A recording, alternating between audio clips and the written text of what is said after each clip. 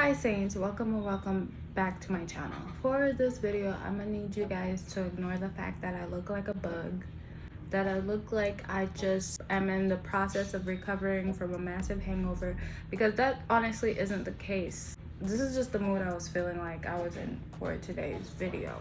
Honestly, I was filming a video about everything everywhere all at once and the absurdist brilliance that film is, the absolute masterpiece that film is, the way that film delivered 2022, and honestly just opened my mind to the greater things of the universe. I was gonna make that video. That's why I may look a little bit unhinged right now, because I was in a very unhinged and still am a little bit mindset when reviewing this film. Like, I was so incredibly excited, but I stopped halfway through it. I'm not entirely sure why, and for some reason I was just in a spooky mood, because you guys know I live in Florida, and it's been raining and thundering, random summer showers, and it's just been kind of dark and creepy and spooky, which kind of contradicts why I look like this, because it looks like I'm ready for a sunny summer's day. Meanwhile, that is honestly not the case. I'm just in a very spooky mood for today's video, so you guys are just going to have to deal with it. I'm a person who likes to say I'm not easily terrified, but I overthink so much that you could tell me one simple thing. Let me scare you guys really quickly. This video is not gonna make any type of sense, but just bear with me, please. I'm going to give you guys a quick example as to the type of things I think about on a daily basis. You could tell me one little thing and you think I might have forgotten it, that it's not that scary, that oh yeah, this is just something to spook her in the moment. She's not gonna remember it years down the line and have freaking nightmares about it, but I still do, and I still take precautions against whatever that scary thing is. I don't even remember who told me this, but someone once told me this very creepy and very scary fact. I'm probably gonna put spooky music behind this video, because even though the vibes that I'm giving aren't spooky, it's giving very much hippie, chillin', vibin', I want you guys to be scared, because we're going to be talking about scary stuff, period. Someone once told me that when you know, for example, when you're about to go to bed, you take your shoes off, you put your shoes in front of your bed, and usually your shoes is facing you or facing the bed, and you get in bed, your cupboards in, you're ready, you're spooky and cozy. Well, that night when you go to sleep, by the way, I have coffee because of course I do. That night when you go to sleep, your shoes being in that direction facing you as you're going to bed is kind of an invitation for dark spirits or demons or just terrifying spirits to just come, put their feet in, and watch you sleep. It's just a terrifying concept. Someone once told me that. It was very quick passing. It was just oh, fun fact. This is something that people believe in, and I've carried that with me for forever. You will never catch me with my shoes facing my bed at any moment at all. Sit there and really think about it, guys. Sit there and think about you putting your shoes, your empty shoes, your empty sandals, your empty flops, your empty whatever, facing your bed. You go to sleep thinking this is going to be a good little restful sleep. And then the spirits are like, oh, okay, she left her shoes down there. Clearly it's an invitation for me to watch her sleep. And they just watch you sleep. When I tell you, I was shook. I was fucking terrified. I was like, ain't no way this shit is something I'm going to let slide. And ever since then, I've taken precautions, so you'll never catch me slipping in that way. And for example, if you put your shoes in front of your door, go and remove it, because you're inviting spirits to come into your sanctuary and scare you. So if that's not terrifying and that doesn't set the mood for today's video, I don't know what to tell you. I googled guys, honestly, I am just like a fucking child, because I googled scary facts and I clicked the very first one that says 65 plus scary facts that will absolutely give you nightmares, and it's by a website called scarymommy.com. So realistically, how terrifying can this thing be? Apparently it's terrifying truths. Oh my god, look, it says terrifying truths, and it says screams internally. That's how I be feeling. So hopefully this is something that really terrifies me. I want scary, terrifying facts that will make me stay up at night and reconsider my entire existence. I want scary facts that will really make me sit there and think. For example, you know how The Purge, the concept of The Purge is something that's very terrifying to me, and not The Purge in itself. If I could find something that kind of like, I think I scenarios and concepts terrify me more than like fun facts. So I don't know if I'm shooting myself in the foot by trying to see if I'm gonna be scared by this, but here we go. It says scary facts to make your skin crawl. And the very first one says humans shed skin too, like a lot of skin. According to the WHO, which is the World Health Organization, and recent studies, the average person will shed roughly 112 pounds of skin in their lifetime. Okay, that's not scary. It's not even terrifying to think about. Like, just even conceptualizing it or visualizing it isn't that scary of a fact. But all right. Number 2, we could solve American homelessness easier than you think. On average, there are over 17 million vacant homes in America at any given time. Meanwhile, according to endhomelessness.org, there are roughly 500,000 homeless people in the States. This is too grounded in like politics for me to go over. Like, that's not scary to me. Like, that's just like cold hard truths about the world that are honestly depressing. Like, I came here to be scared, not depressed. Like, I already have enough of that, please. Okay, this one is from BuzzFeed. I have a love-hate relationship with BuzzFeed, but I don't know, our relationship is very toxic. As soon as I say I'm going to stay away from BuzzFeed for a while, I always end up back at BuzzFeed. So here I am back at BuzzFeed, and it says 29 horrifying facts that I really suggest you don't read. And it says, I am so sorry by Audrey Epperliston. Hold on, I think I actually read this article before. Don't you feel silly? Don't you feel stupid? Don't you feel a little ashamed?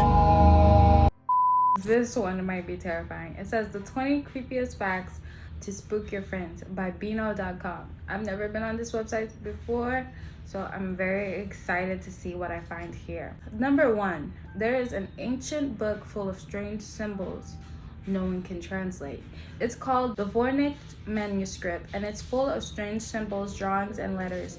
The drawings depict women, men, and what looks like plants, but it's not clear what they're doing. The writing looks like words, but it's not in any recognizable language. Some people think it's a text full of midwives or a recipe book. Others think it's a spell book, and some think it's a hoax. For years, people have tried to figure out what it says, but no one has. That's actually a very interesting and terrifying fact. Like, no one can translate it, not even one word. Like, no one can get like anything out of it. A book full of symbols. And it's weird because it's easy to dismiss like one word, one symbol, like just like one phrase or even one page of something that you can't really decode or decipher. But an entire book seems like it was made with intention. It was made to be read by more than just one person. So it's it got me thinking, and I'm thinking 2 + 2 = 4. Then what the heck is going on here? Because something is not quite making sense. So that's interesting and a little creepy to think about. Number 2, in 1872, a ship was discovered floating in the ocean with no signs of its crew or passengers. I think I should preface this by saying I have an immense fear but also fascination with the ocean, with all things related to just water, people being in water, people disappearing in water, and just the sheer fact of how much we haven't actually discovered about water. I know I haven't even read the description as to what's going on. It's about a ship. It's not even specifying anything specifically having to deal with the ocean.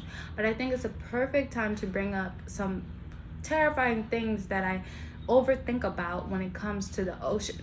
Like, have you ever really sat there and you thought about, okay, life exists under the ocean, and you think about how much water pressure a person or an animal have to be able to withstand to survive in the deepest, darkest parts of the oceans. Like, this animal has to be substantially different from anything we've ever seen, because we can't even build a submarine that could withstand the water pressure of the ocean, right? And you think about how when you're going deeper and into an ocean, how the sounds feel and how dark it gets, and like you have to be able to see like how your senses have to work. Like, The things that I believe exist at the bottom of the ocean, I have to say, is probably like more alien than anything we can discover out there into the universe. Well, as of right now. So I really think our oceans hold probably like the creepiest, darkest, scariest thing. Like, we should be less concerned about trying to see what's out there, although I'm a huge advocate for space exploration. Anything that has to do with finding things that aren't human, like, we are so boring. I'm trying to see what the heck going on. I am a big advocate for that, but I honestly feel like we should focus more of our resources and studies into the ocean, because if we can't handle the creepy shit that we got going on in our oceans, how are we gonna be able to handle things that are like planets and galaxies, entire solar systems away? Like, I think first we need to come to terms with the things we got going on here. Anyways, I'm sorry for that tangent, guys. Like, I had to get it on my system. Back to fact number 2. It says in 1872, a ship was discovered floating in the ocean with no signs of its crew or passengers. It was called the Mary Celeste, and when people stepped aboard, they found no one there and no sign of a struggle either. The ship was in good condition with no signs of damage except a bit of water at the bottom. What happened to the passengers on board? Where did they go? Over the years, people have put forward lots of theories, including pirates, sea monsters, and even alien abduction, but it's never been solved. What do you think? That's actually kind of fascinating. When I think about like ships, I think about like not just them as a transportation device on its own, but also like as an import. Like, you can ship over a ship.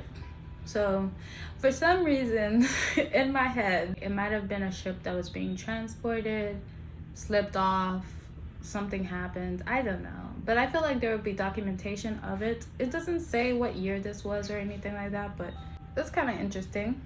Oop. Oh my god, number 3. The Tower of London is haunted by lots of ghosts. The Tower of London is nearly 1,000 years old, and it's had plenty of time to build up a big roster of spooks. Spectral guests include the ghost of Anne Boleyn, wife of Henry VIII, Lady Jane Grey, the 9 Days Queen, and even a ghostly bear. Do you guys think like animals have souls? Like, I'm always curious in how other people perceive like other people's reality. Like, in your reality, do you think animals have souls? Or do you think souls have levels? Like, there's like a hierarchy of souls? Do you think the human soul is the same as an animal soul? Like, what do you think about life, like when you're differentiating it? And if you think animals have souls, do you think plants have souls?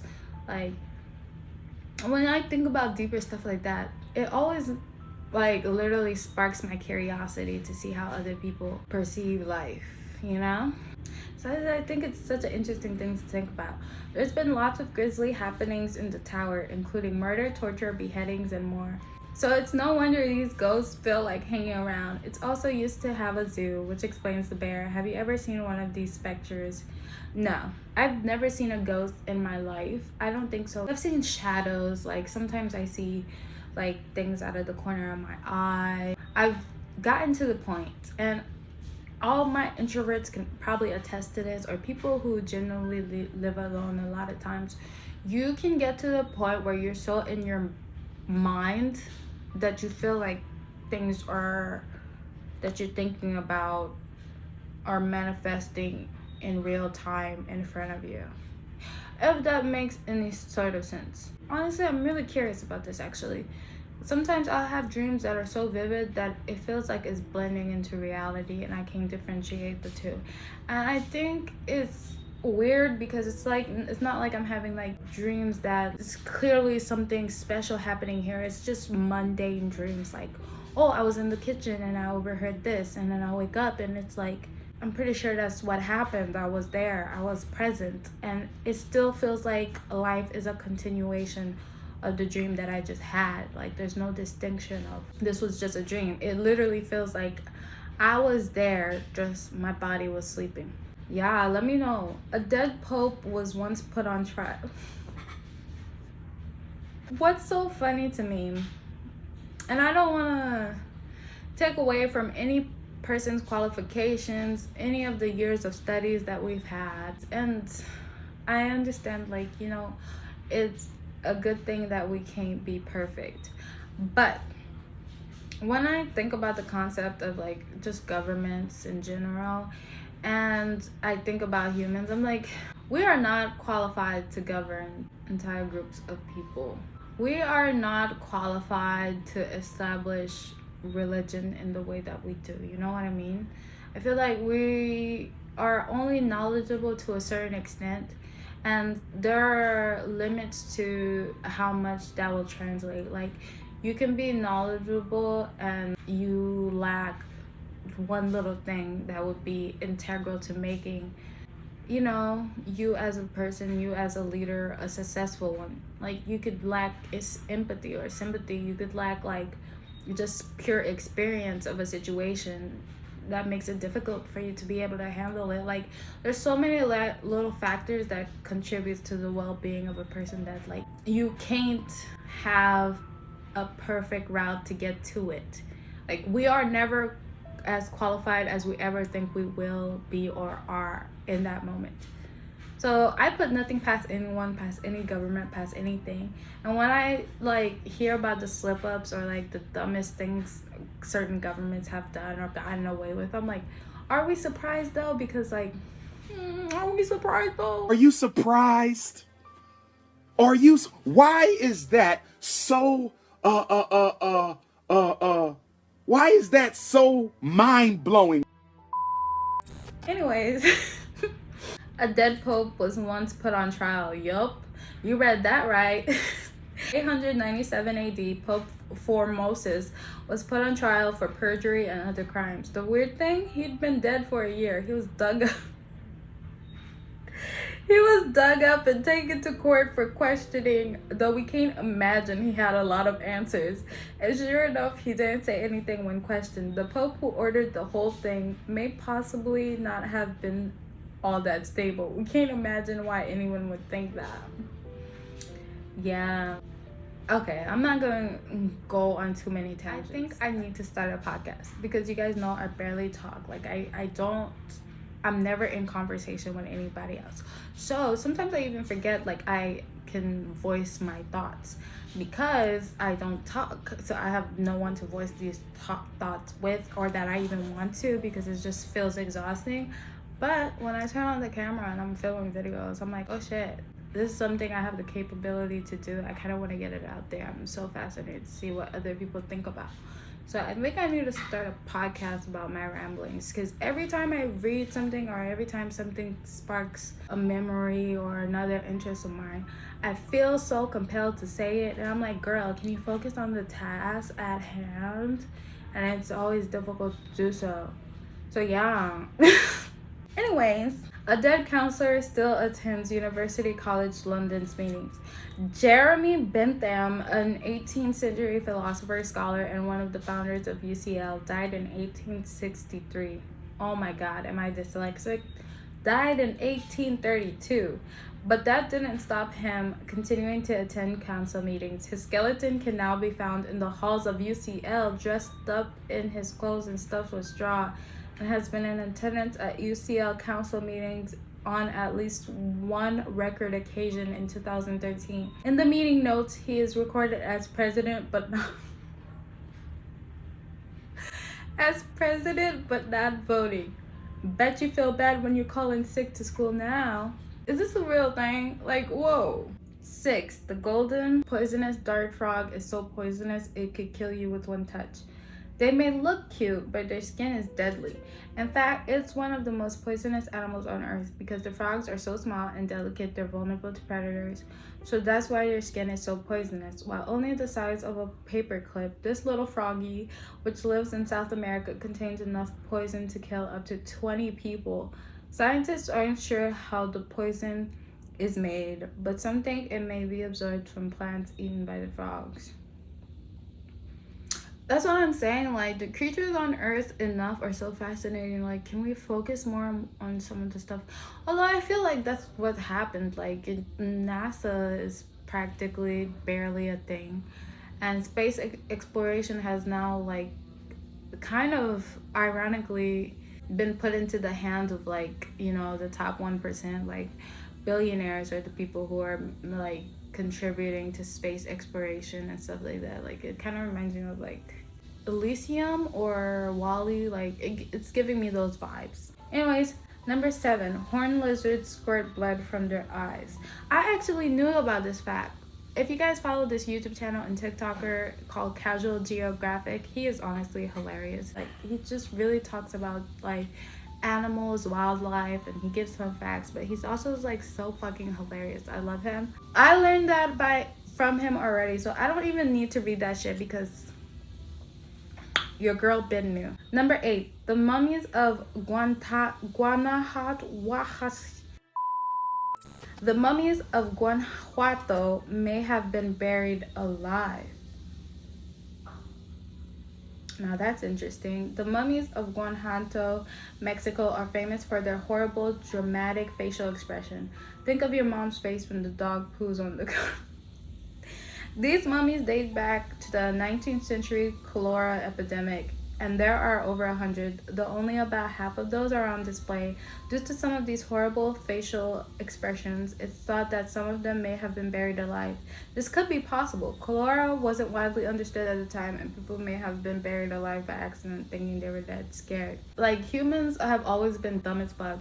In the past, we were like hammering people's heads in and like trying to drain them of blood in an effort to cure them. Like, doctors, like, oh my god, like what should have been common sense back in the day is just so interesting, because we've always done crazy things. I wouldn't be surprised if how many people are actually buried alive, especially in the past and even now, you know what I mean? So it's something that I think about, but something that doesn't scare me. It happens. Number 9, Loch Ness isn't the only lake in the UK with a monster. The nearby Loch Moira is home to Morag, another lake monster who's been sighted many times over the years. Some people think there may even be underground tunnels between the two lochs, and that Nessie and Morag are one and the same. There are loads of other lakes which may contain monsters in the UK, including, I don't know how to pronounce that, of Loch Moray, also in Scotland, and the Ichi of Bassenthwaite Lake in the Lake District, which is said to be a giant humanoid with a snake head. Yikes, better not go for a dip around there. Who made the Loch Ness monster thing? That's what I want to know. Last but not least, there was a vampire scare in America in the 19th century. The New England vampire panic occurred in New England, USA in the 19th century. States in New England, including Connecticut, Rhode Island, and Vermont. These so-called vampires were actually suffering from tuberculosis, which sadly isn't cured with garlic. Like the mummies of Guanajuato. Tuberculosis wasn't very well understood and often made the victim look like the Walking Dead. Bodies have been exhumed since then, which bear marks of being buried as vampires, including having their heads removed. The scariest thing of all is this happened less than 200 years ago. Whoa. Okay. I thought these fun facts was gonna be spooky fun facts, but I think this video took an entirely different direction. But that's just the unpredictable nature of life. This video served as a lesson that nothing goes as planned, so just go with the flow and you'll be at peace. Anyways guys, that's it for today's video. I hope you're having an amazing day, evening, or night, wherever you are. I hope the vibes are good. Don't wanna sleep in, cause I got something to prove. I gotta take what I